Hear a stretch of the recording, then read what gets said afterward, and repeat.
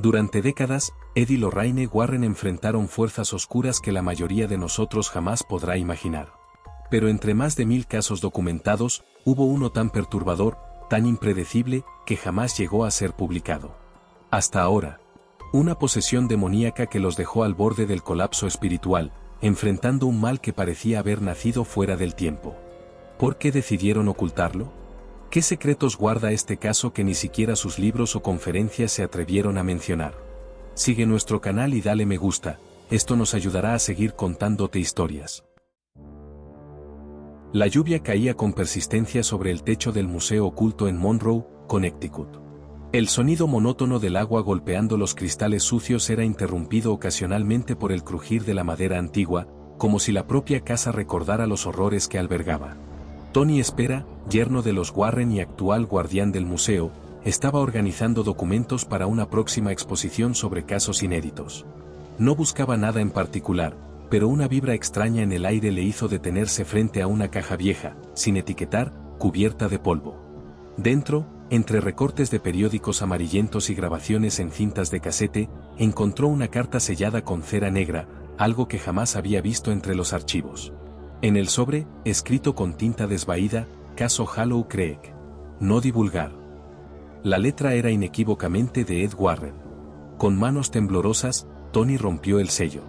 La carta, fechada en marzo de 1984, relataba un caso nunca mencionado en los libros, ni en las conferencias. La familia Navarro, residentes de Vermont, había solicitado ayuda desesperada por una serie de sucesos inexplicables en su casa. Lo que comenzó como pasos y susurros terminó en manifestaciones físicas, marcas en los cuerpos, y voces que hablaban en lenguas muertas. Lorraine, según Ed, había quedado espiritualmente afectada por la experiencia, más que en cualquier otro caso anterior. El tono del escrito era diferente al habitual. No había confianza, no había certeza. Solo miedo. Y algo más, un ruego. Esto debe permanecer oculto. No estábamos preparados. Nadie lo está.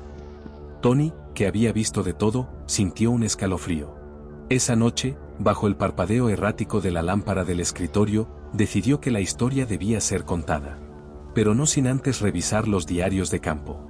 Allí comenzó a emerger una historia que ni siquiera el tiempo había podido enterrar. Hollow Creek era un poblado olvidado por el progreso, con menos de 300 habitantes. Las casas estaban esparcidas entre colinas cubiertas de niebla, y la única tienda cerraba antes del atardecer. En febrero de 1984, los Warren fueron contactados por Beatriz Navarro, una madre desesperada que había notado un cambio radical en sus 3 hijos luego de mudarse a la casa heredada de un pariente lejano. Todo comenzó con el silencio, escribió Ed. El tipo de silencio que no pertenece a este mundo. No era simplemente la ausencia de sonido, sino una opresión en el ambiente, una sensación de ser observado constantemente. Durante su primera visita, Lorraine se detuvo frente a la entrada sin cruzar el umbral. Dijo que algo la miraba desde dentro, algo que no se escondía, sino que esperaba.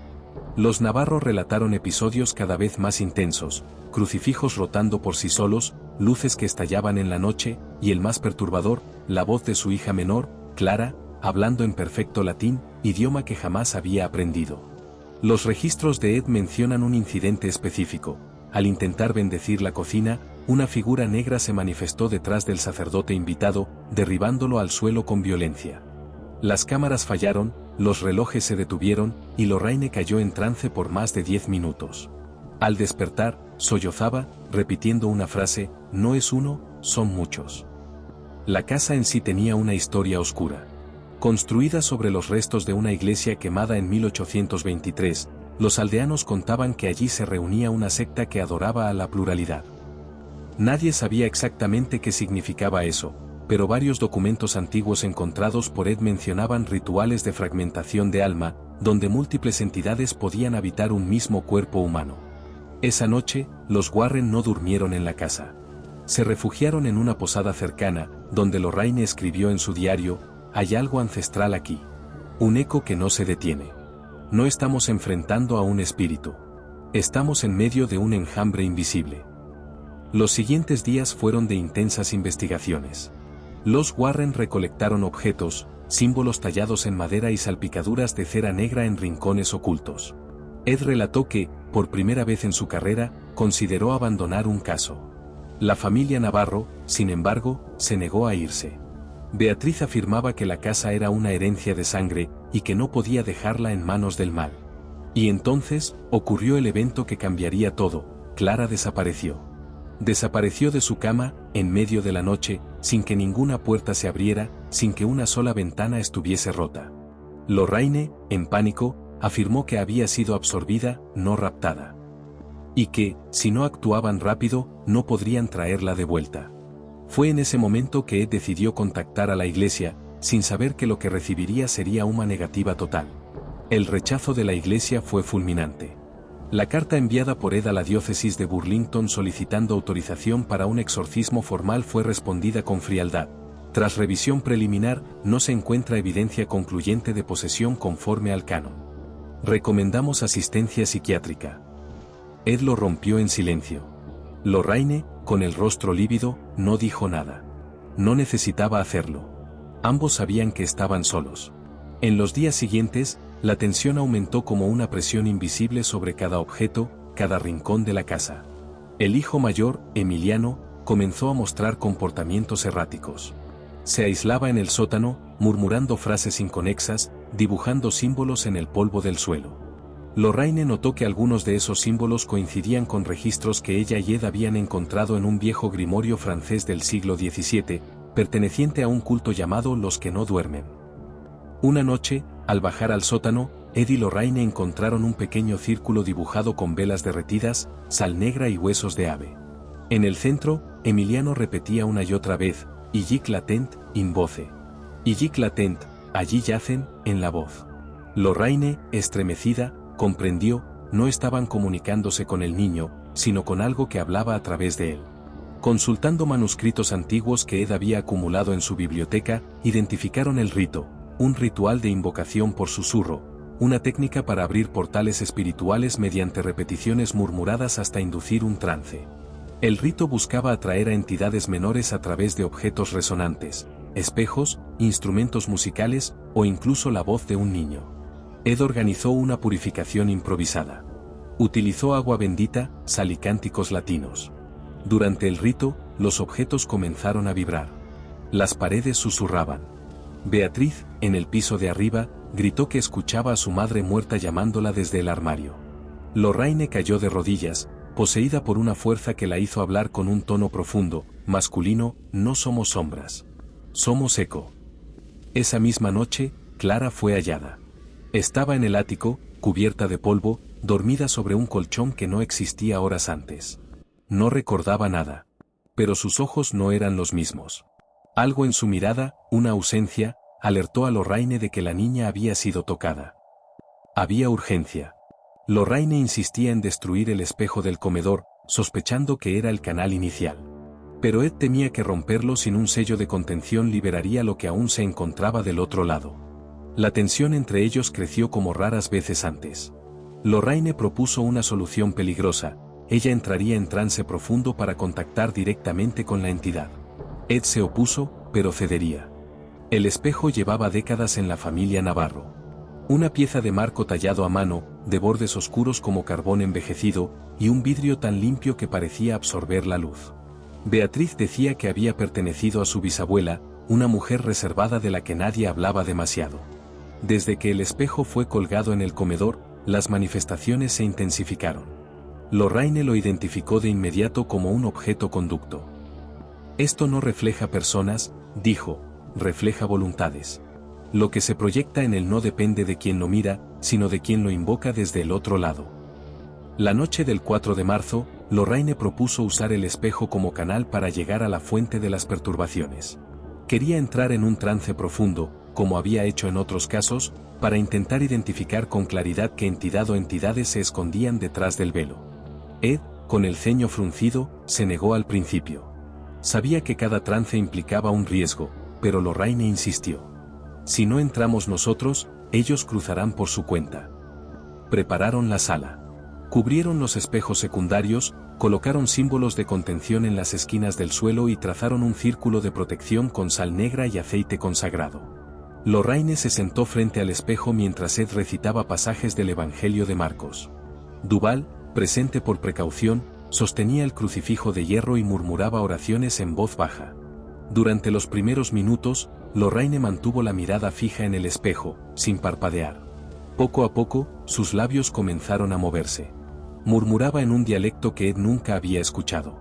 Duval lo reconoció, se trataba de glíglico, un lenguaje ceremonial codificado usado por ciertas sectas heréticas del siglo XIX. De pronto, Lorraine se tensó. Sus pupilas se dilataron, su cuerpo se arqueó violentamente hacia atrás y su voz cambió por completo. Era grave, áspera, masculina. Nos miras, y ya estamos dentro. Una risa aguda, antinatural, resonó en toda la sala, aunque nadie había reído. El espejo se oscureció, como si una sombra se deslizara detrás del vidrio. No reflejaba ya a Lorraine, sino una figura encapuchada, sin rostro, con manos deformes que se apoyaban desde dentro del cristal. Lorraine, aún poseída, gritó una sola palabra: Zaudet. Ed no dudó. Tomó el martillo consagrado que usaban solo en casos extremos y lo estrelló contra el espejo. El vidrio estalló en fragmentos que giraron en el aire como cuchillas, pero no hirieron a nadie. Al instante, Lorraine cayó inconsciente. Duval, pálido, se acercó al marco destruido. Este objeto no fue hecho para decorar. Fue creado para atar almas. Esa noche, nadie durmió. Clara despertó con marcas en su piel en forma de símbolos que no reconocían. Emiliano se negaba a hablar. Lorraine, al despertar al amanecer, no recordaba nada del ritual. Ni el espejo, ni el trance, ni su propia voz siendo utilizada por algo que ya no era humano. Ante la gravedad de lo ocurrido con el espejo, Ed redactó una solicitud formal a la diócesis de Burlington. Detalló cada evento con precisión clínica: la posesión parcial de Lorraine, las marcas físicas en los niños, los cambios de comportamiento, las lenguas desconocidas. Envió la carta por correo prioritario, esperando una respuesta urgente. 2 días después, la respuesta llegó. Breve, impersonal y devastadora: tras revisión del caso expuesto, no se ha encontrado evidencia que justifique la autorización de un ritual exorcístico. Se recomienda continuar observación clínica y evaluación psiquiátrica. Ed estrujó la carta entre sus manos. Lorraine, sentada en la sala, se limitó a decir: siempre hemos estado solos. No es nuevo. Sabía que no podía esperar ayuda del Vaticano. Entonces, recurrió a alguien fuera del alcance eclesiástico, el padre Michel Duval. Había trabajado con ellos en Francia, y no respondía a la jerarquía tradicional.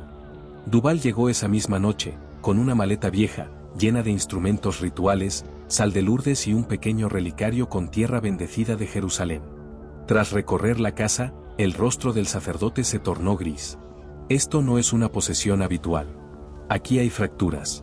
Fragmentos de conciencia incrustados en cada miembro de esta familia. No basta con expulsarlos. Hay que cerrarle el paso al conjunto entero. A medianoche, prepararon un ritual de contención. Reunieron a la familia en la sala central. Duval comenzó con rezos en latín, luego pasó al arameo, y más tarde a un lenguaje que Ed apenas comprendía.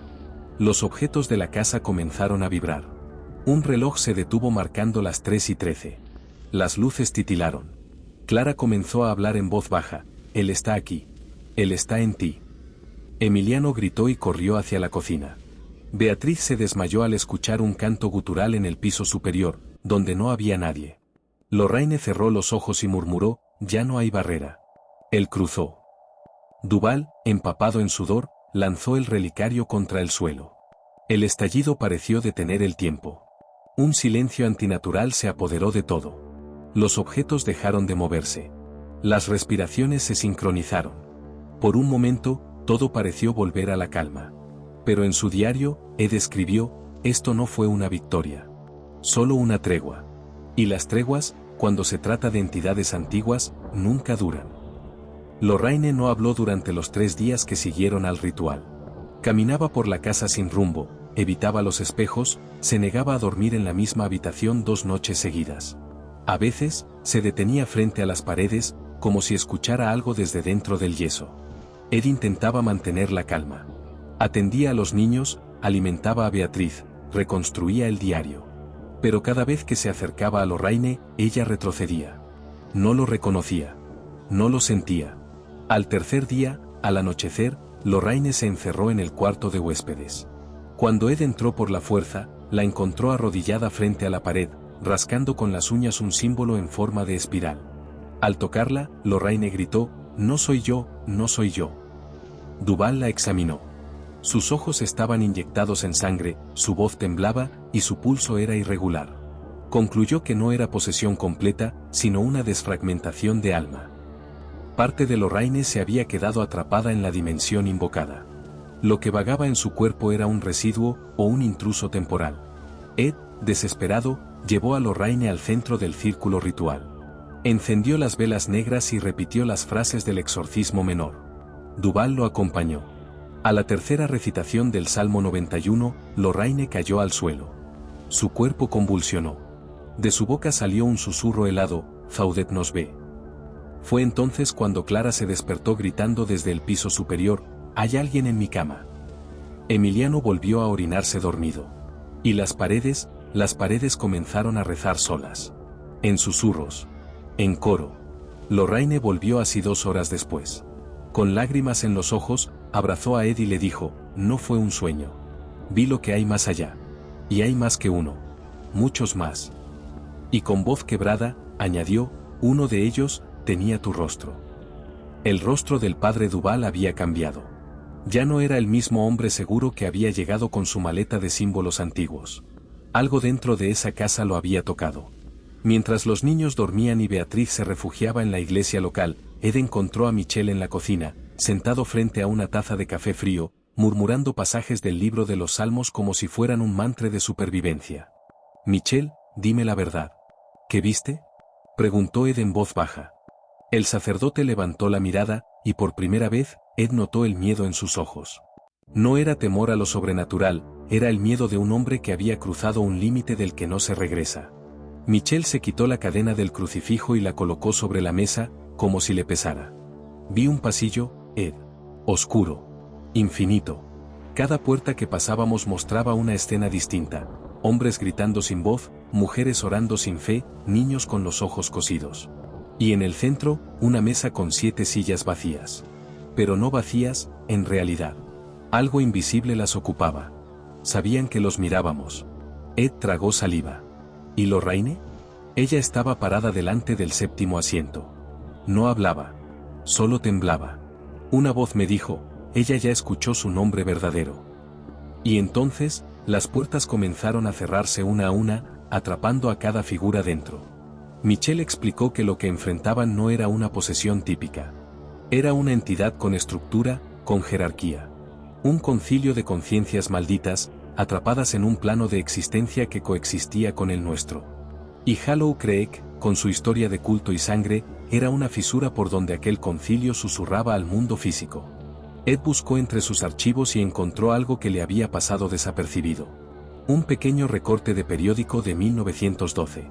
Vecinos reportan cánticos en la iglesia abandonada. Rumores de sacrificios simbólicos. Un tal Ezequiel Navarro había sido acusado, pero nunca condenado. «Ese es el tatarabuelo de Beatriz», murmuró Ed.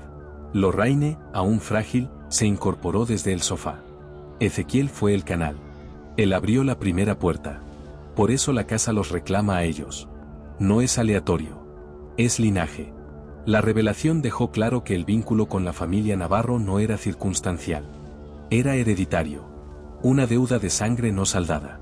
Y lo peor, el ritual de la 7ª voz aún no había sido completado. Ed sabía que debían sellar el vínculo. Pero para hacerlo, debían encontrar el núcleo, el lugar exacto donde se originó la fractura. Lorraine lo intuía. Está en el ático. Siempre ha estado allí. Pero no queríamos verlo. El desván de la casa Navarro era un lugar olvidado, cerrado con llave desde antes de que la familia se mudara. Beatriz decía que su madre siempre lo mantuvo clausurado, afirmando que allí vivían las cosas que no se deben nombrar. Nadie había subido en años. Pero ahora, ante la urgencia, Ed y Lorraine, junto con Duval, subieron por la vieja escalera de madera mientras los peldaños crujían como huesos quebrándose. La puerta estaba cubierta por una tela gris, sujeta con clavos antiguos. Al retirarla, encontraron símbolos marcados en carbón, cruces invertidas, círculos concéntricos, palabras en arameo. Ed reconoció uno de ellos, el sigilo de Sedum, una entidad conocida por habitar múltiples cuerpos al mismo tiempo. Duval roció agua bendita en la entrada y pronunció una oración breve. Cuando abrieron la puerta, un olor a humedad y madera quemada los envolvió. El cuarto estaba completamente oscuro, salvo por una ventana rota que dejaba pasar un rayo de luna pálida. Lorraine se adelantó y susurró. Aquí fue donde lo llamaron por primera vez. En el centro del cuarto, había un pentagrama tallado en el suelo, parcialmente cubierto por una alfombra. En cada punto, restos de velas negras petrificadas y huesos de animal. El aire era más denso, como si se respirara a través de un velo. Michel se arrodilló y comenzó a rezar. Pero algo lo interrumpió, una risa aguda, procedente de las paredes. Luego, una segunda risa. Y una tercera. Hasta que el cuarto se llenó de ecos imposibles. Lorraine cayó de rodillas, sujetándose la cabeza. Gritaba que las voces estaban dentro de ella. Ed intentó ayudarla, pero una fuerza invisible lo arrojó hacia atrás. Su espalda golpeó contra una viga de madera, cortándole el aire. Michel, con esfuerzo, sacó de su bolsa un relicario antiguo, lo colocó en el centro del pentagrama y gritó: «Te nombro, Faudet, te reconozco, te cierro». Una onda de choque se expandió por el cuarto. Las paredes vibraron. La lámpara colgante explotó. Lorraine se desmayó, pero su cuerpo quedó flotando unos centímetros del suelo. Ed, atónito, solo pudo susurrar su nombre. Duval gritó: «Ed, el sello. Cierra el sello». Ed arrastró su cuerpo dolorido hasta el círculo y, con una navaja, cortó su propia palma. Dejó caer 3 gotas de sangre sobre el centro del pentagrama. El silencio fue inmediato. El cuerpo de Lorraine cayó suavemente al suelo. El cuarto se oscureció por completo, y al volver la luz, los símbolos se habían desvanecido. Lorraine abrió los ojos. Estaba exhausta, pero presente. Duval lloraba en silencio. ¿Está sellado?, preguntó Ed. Por ahora, dijo el sacerdote. Pero el sello es temporal. Mientras la sangre Navarro siga viva, Faudet tendrá un puente. Al bajar del desván, Ed escribió una nota en su cuaderno: «Hoy no vencimos. Hoy solo cerramos la puerta.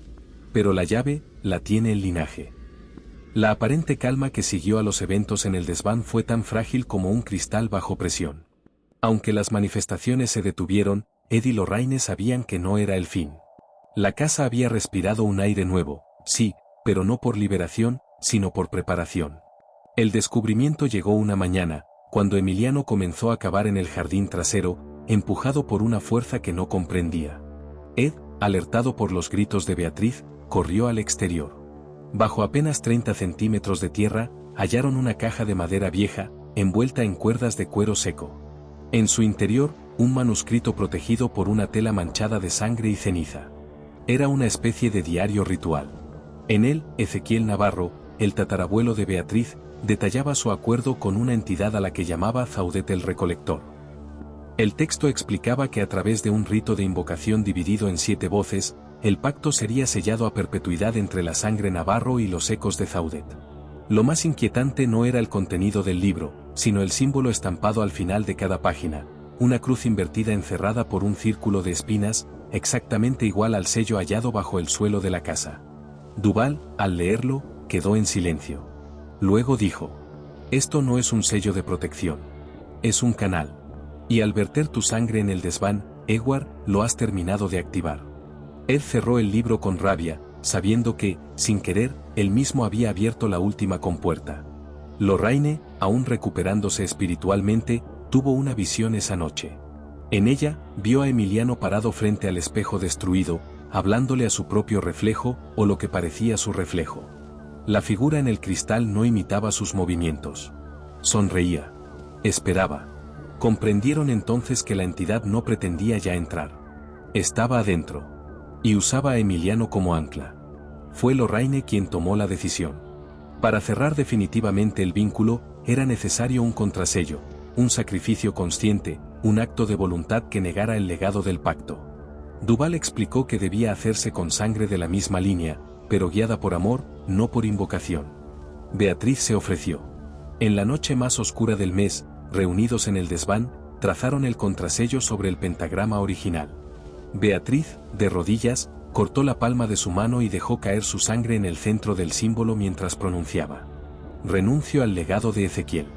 Rompo su pacto. Que su voz se hunda en el olvido. Las paredes temblaron. Una fuerza invisible sacudió la estructura. Emiliano gritó desde el piso inferior. Lorraine cerró los ojos y sintió como algo se desgarraba dentro del plano espiritual. Una figura surgió del suelo del desván, alta, cubierta de vendas negras, con bocas en lugar de ojos. No habló. Solo se retorció al ver la sangre derramarse sobre el sello. Emitió un chillido insoportable y desapareció entre sombras. El silencio volvió. Pero era un silencio distinto. Limpio. Faudet había sido negado. La casa fue abandonada 3 días después. Los Navarro partieron al amanecer, dejando atrás muebles, fotografías, recuerdos. Lorraine pidió a Ed que no conservara nada. Ni los fragmentos del espejo, ni el manuscrito, ni el relicario de Duval. Algunas memorias deben morir con el lugar, dijo ella. No todo necesita ser documentado. Ed, por primera vez, estuvo de acuerdo. A lo largo de su carrera habían enfrentado poltergeists, apariciones demoníacas, entidades antiguas, pero nunca algo tan estructurado, tan metódico, tan personal. Lo de Hollow Creek no era solo un caso. Era una advertencia. Al llegar a casa, Ed encerró el diario completo en una caja metálica y lo ocultó en el rincón más inaccesible del museo oculto. En su tapa escribió una sola palabra: silencio. Tony Espera lo descubriría décadas después. Y con él, la carta que Lorraine había escrito a mano. Si estás leyendo esto, es porque hemos fallado en mantener la oscuridad a raya. Lo que hay aquí no busca asustar. Busca perpetuar. Si decides continuar, no lo hagas por curiosidad. Hazlo por convicción. Y nunca, bajo ninguna circunstancia, pronuncies el nombre de la séptima voz en voz alta. El caso jamás fue contado al público. Ni en libros, ni en entrevistas, ni en conferencias. Nadie lo supo. Hasta hoy. Porque hay historias que no deben compartirse. Pero hay verdades que, al ser descubiertas, exigen ser contadas. Ahora, tú también las conoces. ¿Qué opinas sobre este caso que Ed y Lorraine Warren decidieron mantener oculto durante tantos años? ¿Crees que hicieron lo correcto al protegernos, o que el mundo tenía derecho a saber? Déjanos tu opinión en los comentarios, suscríbete al canal y no olvides ver el siguiente vídeo recomendado, donde revelaremos otro caso que desafía toda lógica.